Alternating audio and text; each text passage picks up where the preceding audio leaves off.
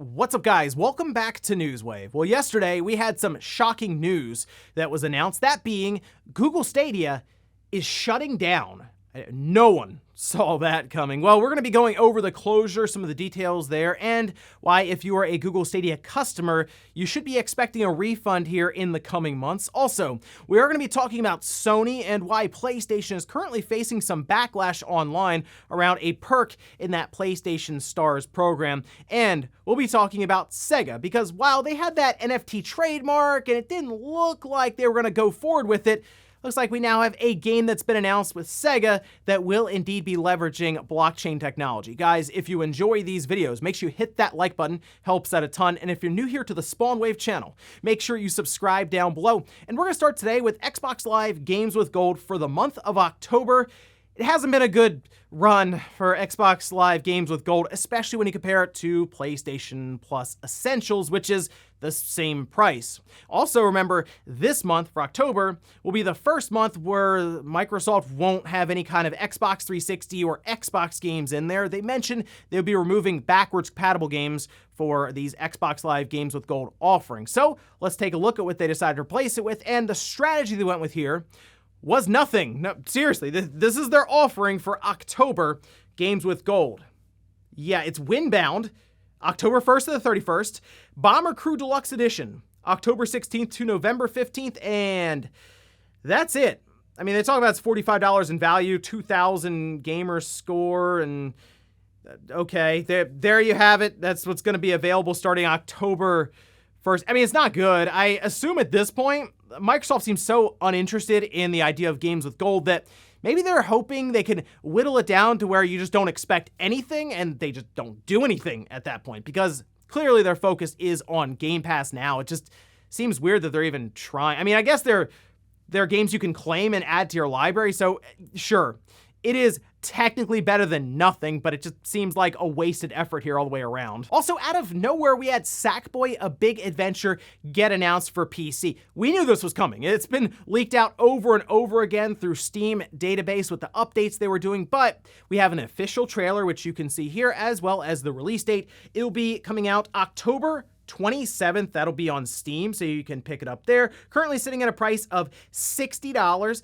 I liked Sackboy: A Big Adventure. I will admit, though, it did have that feeling of, oh, a PS5 launch game to check out. I don't know if I would pick it up, say, for $60 currently. Still a fun 3D platformer that you can play with some friends locally on the PlayStation, so I assume you'll still have those kind of features on the PC there. But it looks like they'll have 4K, targeting 120 FPS. It will leverage NVIDIA DLSS 2, and it will have variable refresh rate support. Some of the system requirements they have here aren't too bad. Like, if you go with the recommended settings at 1080p, it's a GTX 1060. It'll also even have ultra-wide support. So, I mean, that seems like that'd be pretty cool for a 3D platformer like that, and get a pretty far look into the distance when you're running around in some of those worlds there. But that just continues the push that Sony's been doing for their PlayStation Studios games on PC, and seems like next up, I assume the announcement would be for Returnal. Oh, and we did get a really good look at Dead Space Remake yesterday with the Xbox Store listing going live, showing off some pretty good screenshots of it. You can see Nibelian posted these up here. We had some additional details, specifically that there won't be any camera cuts in the game. It'll just be one continuous shot, and similar to like God of War 2018, just off the top of my head there. Apparently, if you die, though, in the game, there will be a camera cut because it has to reload your save. That makes sense. But if you play it start to finish, you don't die, there won't be any camera cuts at all. And the game just looks awesome. Like, the visuals they have here are great, and it just seems like they're going to refine the gameplay itself. And this looks like it's going to be an awesome title to go back through. Even if you already played Dead Space, seems like it's going to be, or at least feel like, an all-new experience. So I'm ready for this game. That will be coming out January of 2023, so not too much longer. And guys, with some of the quick news out of the way, let's get into the bigger stuff. Let's start right away with Google Stadia closing down. This will take place January 2023. No one's really surprised about this at all, and I think the writing was on the wall. As soon as they shut down their first-party studios, to me, at that point, they're already halfway out the back door. They were gone, because You're not going to really hold up a platform like that without any kind of studios developing specifically for the cloud. Because on top of that, we had reports that Google was paying out tens of millions of dollars just to get games like Red Dead Redemption 2 ported over to the service. And I joked about the conversations between Take-Two and Google, being Google going there and saying, "Oh, I hope $50 million is enough to get Red Dead Redemption 2 on the service," and Take-Two just going, "Well, hey, good news, that's exactly how much it costs to do that." So I think there were a lot of issues with Google attempting this because it just doesn't seem like they knew what they were doing. They had a lot of money to try to make it happen. They just didn't really know where to put it. But we have this blog post that was posted up by none other than Phil Harrison, which is very fitting, by the way, for another platform that's seems to have failed to get off the ground. Anyway, here we are over on blog.google. Say a few years ago, we also launched a consumer gaming service, Stadia, and while Stadia's approach to streaming games for consumers was built on a strong technology foundation, it hasn't gained the traction with users that we expected, so we've made the difficult decision to begin winding down our Stadia streaming service. We're grateful to the dedicated Stadia players that have been with us from the start. We will be refunding all Stadia hardware purchases made through the Google Store and all game and add-on content purchases made through the Stadia Store. Players will continue to have access to their games library and play through January 18th, 2023, so they can complete final play sessions. We expect to have the majority of refunds completed by mid-January 2023. Now, they do talk about the technology behind Stadia still being used. Like, they're not just completely dismantling it and throwing it away. They're going to use some of that technology for other parts and other divisions within Google, like YouTube, as an example. But they'll most likely also license and have this out there for other publishers or partners who want to leverage the streaming that they build, or at least the streaming platform that they built for Stadia, which was very good. Out of all of the platforms, I think Google Stadia had the best in terms of quality, latency, and features. You had like, what, surround sound, you had HDR, 4K, 60 FPS. Like, they really built on this as they went along when it came to the streaming experience. Unfortunately, they didn't really build on top of any of the features that they were really promising in the beginning. It just never came to fruition. And to be honest, I don't know if it ever would have, even if they had a longer roadmap. Now, there are some questions that I saw the community had. I decided to check out the Stadia subreddit, some other forums and different things. One example are saved games that are currently on Google Stadia. Let's say you played through Cyberpunk and you're excited for the downloadable content and the expansion coming out next year. Well, it's kind of tough when your save game is stuck on the Stadia cloud. Some were talking about Google Takeout potentially being a solution here. I don't know if you can then take the save and kind of merge it into your PC save or account for Steam or wherever you may have Cyberpunk there. If anyone in the comments who is familiar with that can talk about that or mention it, that would be awesome. I'm also curious about Guilt, because this is a game that will be disappearing with Google Stadia. It's not like a Game of the Year contender or anything, but it was a pretty cool game, and it was one of the only exclusive titles for the platform. So I would like to see that get ported over to something else, just so it can live on. And then the Stadia controller itself. I understand Google is refunding all of this, but I would like to see a firmware update get pushed for the Stadia controller to enable Bluetooth, so it can kind of turn it into essentially just a third-party controller that we can use on our PC or wherever else, because the controller itself was actually one of the bright spots for Stadia. Now, the reaction to this is exactly how you'd expect online. Mostly a lot of people helping to throw the dirt on top of Stadia's grave and get them buried faster. I did see some that were like, okay, well, at least they're refunding us, good on them. To be honest, I think Google stepped back, took a look at how much money it would cost to just refund all purchases and all hardware, which probably, I mean, it was a lot, I'm sure, but it wasn't like a ridiculous amount like if Microsoft had to do that for Xbox, something there. But they probably saw the number and then calculated how much it would cost to fight class action lawsuit after class action lawsuit after class action lawsuit for most likely the next 10 to 15 years, and they said, we'll just go ahead and refund everyone who purchased through the Google Play Store. I guess the one other thing to quickly go over is the impact that this would have on the rest of the market, specifically the cloud streaming future that these big publishers and companies are desperately trying to push us towards. They're really trying to get us away from that barrier of needing a box that you have at home to access these different walled-off gardens and storefronts.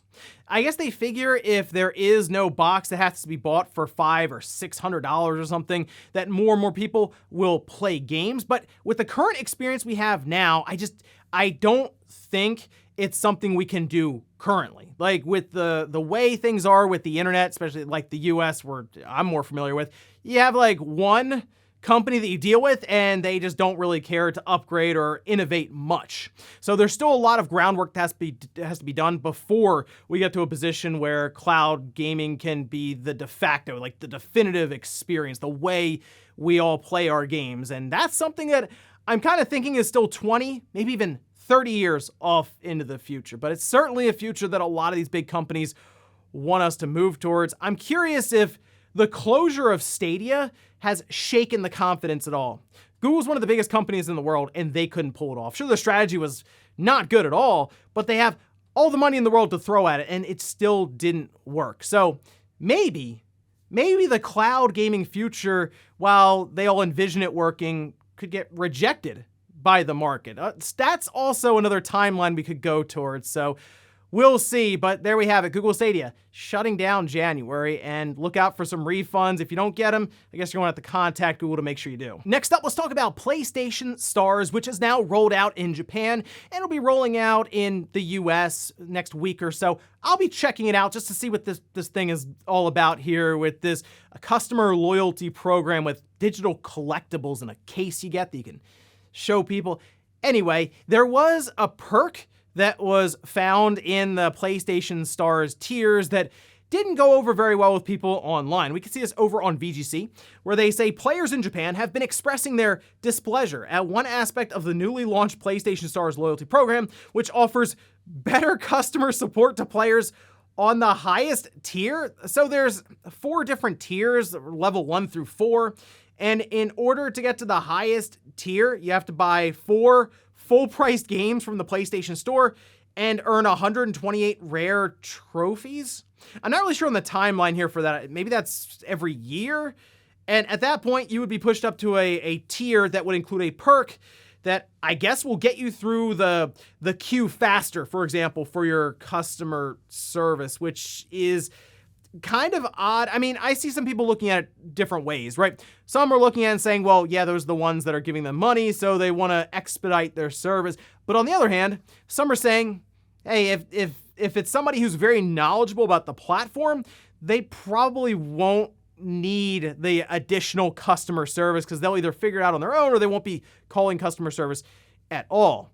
In fact, if you think about it, the people who tend to call customer service, I'm sure more than anyone, are the parents who bought the thing Christmas morning or something, and they're trying to get it all set up, or they run into some issue with their credit card payment, and of course the parent has to call for that. Those are typically the customers I would expect to be calling in, and they have no idea what Tier 4 is on PlayStation Stars. And while I don't think this is the end of the world, I don't see why Sony has this advertised as an incentive or a perk in their PlayStation Stars program. That's not at all something I would expect to find in there.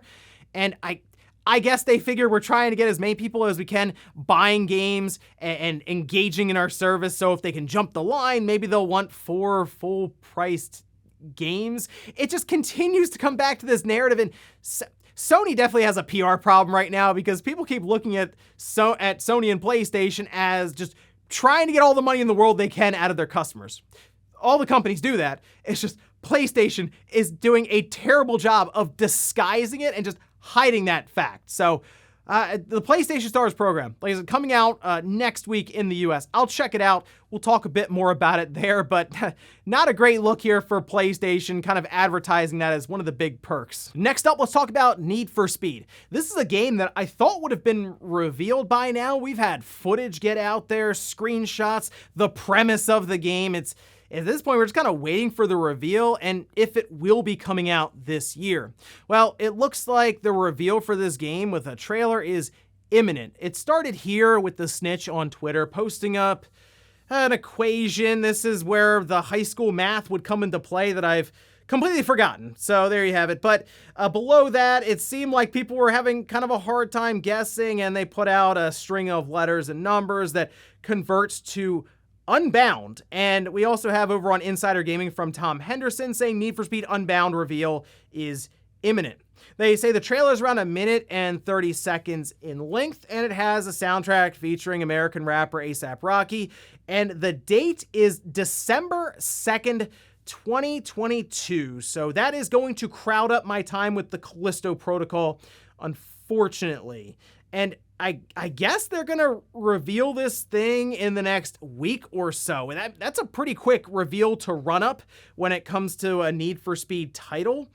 I guess at this point, the brand itself is so well known, they don't need a massive runway to convince people to buy this, because people like me tend to look at Need for Speed each iteration and probably pick it up. Although this one I am slightly concerned about, because some of the footage, they're going with this weird cartoony aesthetic, and it definitely looks like it's not trying to take itself very seriously at all. And I know it's Need for Speed, so they kind of go with that Fast and the Furious approach, but this looks like they're leaning into that even more. The one other interesting aspect here is Tom Henderson was able to confirm further after, I remember Jeff Grubb mentioned this, that these will be current generation. That's why I'm saying current generation. When I refer to the PS5 and the Xbox series, there will not be a PS4 and an Xbox One version of the game. So hopefully that means they can take advantage of these current generation systems as well. So now I'm kind of looking towards next week for the big reveal of Need for Speed Unbound, and then we can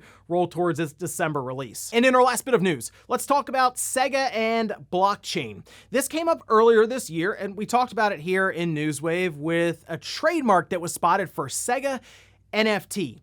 And at the time, people kind of wrote it off as, oh, Sega, maybe they were just playing around with the idea. It was an old trademark. They're not doing anything with blockchain, nothing there. Well, it looks like they've now announced a partnership where they will have one of their intellectual properties used for an NFT or a blockchain game. Still some things that are unclear about this. We could see this, though, over on 4Gamer, translated through Google Translate, so we'll see how this goes. Double Jump Tokyo announced today, September 27th, that it will develop a blockchain game with the theme of Sangakushi under the license of Sangakushi Tyson from Sega. No release date or platform has been announced.